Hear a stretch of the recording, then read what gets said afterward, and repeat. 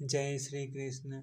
तो जैसा कि कल के हमने श्लोकों में सुना था कि जो व्यक्ति यह नहीं जानता कि आत्मा अविनाशी है, अजन्मी है, शाश्वत तथा अव्यय है, वह भला आत्मा को कोई कैसे मार सकता है या मरवा सकता है। और प्रभु ने यह ज्ञान दिया कि जिस प्रकार मनुष्य लोग जो हैं पुराने वस्त्रों को त्याग करके नए वस्त्र धारण करते हैं, उसी प्रकार आत्मा पुराने शरीर को त्याग कर नए भौतिक शरीर की धारण करती है। तो ये सब कल के हमने श्लोकों में सुना था। आज के श्लोकों के लिए चलते हैं नए अध्याय, नए श्लोकों का पाठ करने। तो जय श्री कृष्ण। नैनम छिन्दति शास्त्राणि नैनम दहति पावकः न चैनम कलयेदयन्तपो न शेष्यति मारुतः। अर्थ, यह आत्मा ना तो कभी किसी शस्त्र द्वारा खंड खंड किया जा सकता है, न अग्नि द्वारा जलाई जा सकती है, न जल द्वारा भिगोया जा सकता है, न वायु द्वारा सुखाया जा सकती है। तात्पर्य, सारे हथियार, तलवार, आग्नेयास्त्र, वर्षा के अस्त्र, चक्रवात आदि आत्मा को मारने में असमर्थ हैं। ऐसा प्रतीत होता है कि आधुनिक आग्नेयास्त्रों के अतिरिक्त मिट्टी, जल, वायु, आकाश आदि के भी अनेक प्रकार के हथियार होते थे। यहाँ तक कि आधुनिक युग के नाभिकीय हथियारों की गणना भी आग्नेयास्त्रों में की जाती है, किंतु पूर्व काल में विभिन्न पार्थिव तत्वों से बने हुए हथियार होते थे। आग्नेयास्त्रों का सामना जल के वरुण हथियारों से किया जाता था, जो आधुनिक विज्ञान के लिए अज्ञात हैं। आधुनिक विज्ञान को चक्रवात हथियारों का भी पता नहीं है। जो भी हो, आत्मा को न तो कभी खंड खंड किया जा सकता है, न किन्हीं वैज्ञानिक हथियारों से उसका संहार किया जा सकता है, चाहे उनकी संख्या कितनी भी क्यों ना हो। मायावादी इसकी व्याख्या नहीं कर सकते कि जीव किस प्रकार अपने अज्ञान के कारण उत्पन्न हुआ और तत्पश्चात माया की शक्ति से आवृत हो गया। न ही आदि परमात्मा से जीवों को विलग कर पाना संभव था। प्रत्युत सारे जीव परमात्मा से विलग हुए अंश हैं। चूंकि वे सनातन अणु आत्मा हैं, अतः माया द्वारा आवृत होने की उनकी प्रवृत्ति स्वाभाविक है और इस तरह से भगवान की संगति से पृथक हो जाते हैं।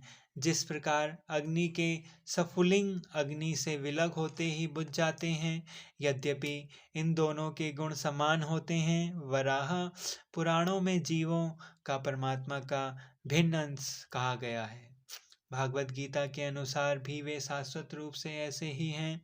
अतः मोह से मुक्त होकर भी जीव पृथक अस्तित्व रखता है, जैसा कि श्री कृष्ण द्वारा अर्जुन को दिए गए उपदेशों से स्पष्ट होता है। अर्जुन श्री कृष्ण के उपदेश के कारण मुक्त तो हो गया, किंतु कभी भी कृष्ण से एकाकार नहीं हुआ। अच्छेछो यम दहायो यम कलोधो सोस्य एव च नित्यः सर्वगतः स्थाणुचलोयम सनातनः। अर्थ, यह आत्मा अखंडित तथा अघुलनशील है। इसे न तो जलाया जा सकता है, न ही सुखाया जा सकता है। यह शाश्वत, सर्वव्यापी, अविकारी, स्थिर तथा सदैव एक से रहने वाली है। तात्पर्य, अणु आत्मा के इतने सारे गुण यही सिद्ध करते हैं कि आत्मा पूर्ण आत्मा का अणु अंश है, बिना किसी परिवर्तन के निरंतर उसी तरह बना रहता है। इस प्रसंग में अद्वैतवाद को व्यवहित करना कठिन है, क्योंकि अणु आत्मा कभी भी परमात्मा के साथ मिलकर एक सी नहीं हो सकती। भौतिक कल्मशा से मुक्त होकर अणु आत्मा भगवान के तेज की किरणों की आध्यात्मिक स्फुलिंग बनकर रहना चाह सकता है, किंतु बुद्धिमान जीव तो भगवान की संगति करने के लिए वैकुंठ लोक में प्रवेश करते हैं। सर्वगत शब्द महत्वपूर्ण हैं, क्योंकि इसमें कोई संशय नहीं है कि जीव भगवान की समग्र सृष्टि में फैले हुए हैं। वे जल, थल, वायु, पृथ्वी के भीतर तथा अग्नि के भीतर भी रहते हैं। जो यह मानते हैं कि अग्नि में स्वाहा हो जाते हैं, वह ठीक नहीं है, क्योंकि यहाँ कहा गया है कि आत्मा को अग्नि द्वारा जलाया नहीं जा सकता। अतः इसमें संदेह नहीं कि सूर्यलोक में भी उपयुक्त प्राणी निवास करते हैं। यदि सूर्यलोक निर्जन हो तो सर्वगतः शब्द निरर्थक हो जाता है। अव्यक्तो यम चिंतयो यम विकार्यो यम च्युते तस्मादेवं विदित्वेनं नानु चितुमहर्षि। अर्थ, यह आत्मा अव्यक्त और अकल्पनीय तथा अपरिवर्तनशील कहा जाती है। यह जानकर तुम्हें शरीर के लिए शोक नहीं करना चाहिए। तात्पर्य, जैसा कि पहले कहा जा चुका है, आत्मा इतनी सूक्ष्म है कि इसे सर्वाधिक शक्तिशाली सूक्ष्मदर्शी यंत्र से भी नहीं देखा जा सकता। अतः यह अदृश्य है। जहाँ तक आत्मा के अस्तित्व का संबंध है, श्रुति के प्रमाण के अतिरिक्त अन्य किसी प्रयोग द्वारा इसके अस्तित्व को सिद्ध नहीं किया जा सकता। इसमें इस सत्य को स्वीकार करना पड़ता है, क्योंकि सत्य होते हुए भी आत्मा के अस्तित्व को समझाने के लिए कोई अन्य साधन नहीं है। हमें अनेक बातों केवल उच्च प्रमाणों के आधार पर माननी पड़ती है। कोई भी अपनी माता के आधार पर अपने पिता के अस्तित्व को अस्वीकार नहीं कर सकता। पिता के स्वरूप को जानने या साधन का एकमात्र प्रमाण माता है। इसी प्रकार वैद्याध्ययन के अतिरिक्त आत्मा को समझने के लिए अन्य कोई उपाय नहीं है। दूसरे शब्दों में, आत्मा मानवीय व्यवहारिक ज्ञान द्वारा अकल्पनीय है। आत्मा चेतना है और चेतन है। वेदों के इस कथन को हमें स्वीकार करना होगा। आत्मा में शरीर जैसी परिवर्तन नहीं होते। मूलतः अविकारी रहते हुए भी अनंत परमात्मा की तुलना में अणुरूप है। परमात्मा अनंत और अणु आत्मा अति सूक्ष्म है। अतः अति सूक्ष्म आत्मा अविकारी होने के कारण अनंत आत्मा भगवान के तुल्य नहीं हो सकता। यही भाव वेदों में भिन्न भिन्न प्रकार से आत्मा के स्थान को पुष्टि करने के लिए दोहराया गया है, किंतु इस बात को दोहराना उस तथ्य को बिना किसी त्रुटि के समझने के लिए आवश्यक है।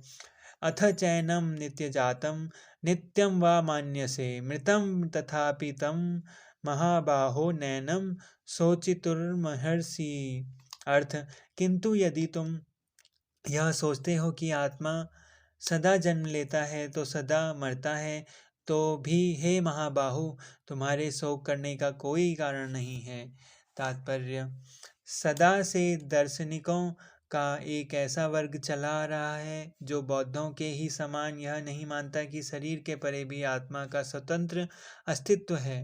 ऐसा प्रतीत होता है कि जब भगवान कृष्ण ने भगवत गीता का उपदेश दिया तो ऐसे दार्शनिक विद्यमान थे और लोकायतिक तथा वैभाषिक नाम से जाने जाते थे। ऐसे दार्शनिकों का मत है कि जीवन के लक्षण भौतिक संयोग की एक परिपक्वता में ही घटित होते हैं। आधुनिक भौतिक विज्ञानी तथा भौतिकवादी दार्शनिक भी ऐसे ही सोचते हैं। उनके अनुसार शरीर भौतिक तत्वों का संयोग है और ऐसे ही एक अवस्था आती है जब भौतिक तथा रासायनिक तत्वों के संयोग से जीवन के लक्षण विकसित होते हैं।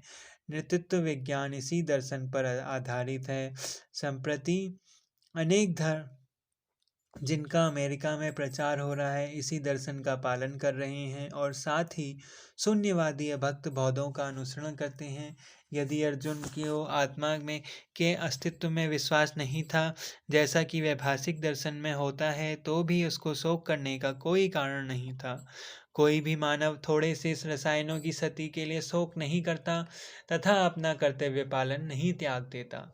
वे दूसरी ओर आधुनिक विज्ञान तथा वैज्ञानिक युद्ध में शत्रु पर विजय प्राप्त करने के लिए न जाने कितने टन रसायन फूंक देते हैं। वैभाषिक दर्शन के अनुसार आत्मा शरीर के क्षय होते ही लुप्त हो जाती है। अतः प्रत्येक दशा में, चाहे अर्जुन इस वैदिक मान्यता को स्वीकार करता है कि अणु आत्मा का अस्तित्व है या कि वह आत्मा के अस्तित्व को स्वीकार नहीं करता, उसके लिए शोक करने का कोई कारण न था। इस सिद्धांत के अनुसार चूंकि पदार्थ से प्रत्येक क्षण असंख्य जीव उत्पन्न होते हैं और नष्ट होते रहते हैं, अतः ऐसी घटनाओं के लिए शोक करने की कोई आवश्यकता नहीं है। यदि आत्मा का पुनर्जन्म नहीं होता तो अर्जुन को अपने पितामह तथा गुरु के वध करने के पाप कर्मों से डरने का कोई कारण नहीं था। किंतु साथ ही कृष्ण ने अर्जुन को व्यंग पूर्वक महाबाहु कहकर संबोधित किया, क्योंकि उसे वैभाषिक सिद्धांत स्वीकार नहीं था जो वैदिक ज्ञान के प्रतिकूल है। क्षत्रिय होने के नाते अर्जुन का संबंध वैदिक संस्कृति से था और वैदिक सिद्धांतों का पालन करता